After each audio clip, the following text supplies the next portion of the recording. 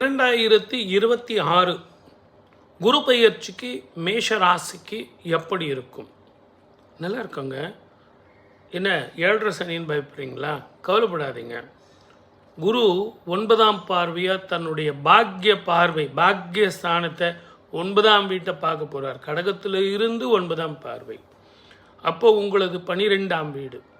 12ஆம் வீட்டில் பார்க்கும்போது நிறைய விரயம் வரப்போகுதுன்னா சுப விரயம், சாதாரண விரயம் இல்லை. கல்யாணம் நடக்காதவங்களுக்கு கல்யாணம் நடக்கும், குழந்தை பாக்கியம் இல்லாதவங்களுக்கு குழந்தை பாக்கியம் கிடைக்கும், நல்ல உத்தியோகம் கிடைக்கும், ப்ரமோஷன் கிடைக்கும், அதிக சம்பளம் கிடைக்கும், மேலதிகாரிகள் தொல்லை போகும், புதிய தொழில் அமையும், கடன்கள் தீரும். இப்படி நான் சொல்லிக்கிட்டே போகலாம்.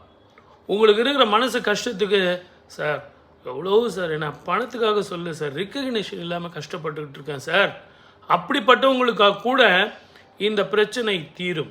ஆகவே உங்களை பொறுத்த வரைக்கும் நான் சொல்கிறது என்னென்னா, மிக கவனமாக காய நகர்த்தணும். இரவு பயணத்தை தவிர்ப்பது நல்லது.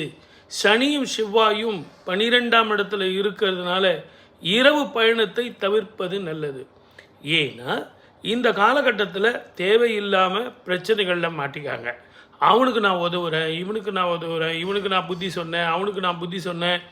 என்னுடைய மேலே அதிகாரிகள் ஒன்றுமே தெரில சார், அவங்களுக்கு எல்லாம் நான் சொல்லி கொடுத்தேன் சார். அதெல்லாம் வேண்டாம். உங்கள் வேலை என்னவோ பாருங்கள். வெளிநாட்டில் இருக்கிறவங்களுக்கு விசா கிடைக்குமா, க்ரீன் கார்டு கிடைக்குமா அப்படிங்கிறவங்களுக்கு கிடைக்கும். படிக்கிற பிள்ளைங்களுக்கு அற்புதமான வாழ்க்கை கிடைக்கும். உங்களுக்கு நீங்கள் எதிர்பார்க்குற அந்த கோர்ஸ் கிடைக்கும். அதே மாதிரி அந்த யூனிவர்சிட்டியில் உங்களுக்கு கிடைக்கும். இதெல்லாம் அற்புதமாக உங்களுக்கு நடக்கும். வயதானவர்களுக்கு உங்கள் குழந்தைங்களுக்கு திருமணம் நடத்தி வைப்பீங்க. அவங்களுக்கு ஒரு வீடு வாங்கி தருவீங்க.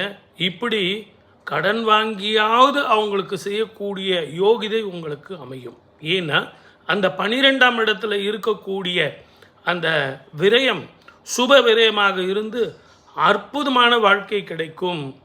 ஆகவே தைரியமாக இருங்க. மேஷராசிக்கு 7.5 சனி பற்றி கவலைப்படாதீங்க. உச்சம் பெற்ற குரு இருக்கிறார். சார் நீங்கள் தான் சொன்னீங்க இந்த ஆண்டு குரு 3 விதமாக இருக்காரே, அப்போ சிம்மத்துக்கு போகும்போது எப்படி இருக்கும்? சிம்மத்துக்கு போகும்போதும் நல்லா இருக்கும். அற்புதமான வருமானங்களும் மன நிம்மதியும் சந்தோஷமும் உடல் ஆரோக்கியமும் சிற சொத்துக்களும் சேரும். ஆனால் என்ன, டாக்குமெண்ட்டை பார்த்து வாங்குங்க. அவனை நம்பினேன் இவனை நம்பினேன்னு ஒன்றும் அவஸ்தைப்படாதீங்க, கோபப்படாதீங்க, விட்டு கொடுத்து போங்க, பொறுமையாக இருங்க, நிதானமாக இருங்க. வெளிநாடோ வெளி மாநிலமோ உங்களுக்கு சான்ஸ் வந்தால் கிளம்பி போயிருங்க. அதே நேரத்தில் படிக்கிறவங்களுக்கு அற்புதமான வாழ்க்கை, பெண்களுக்கு சூப்பர் பீரியட்.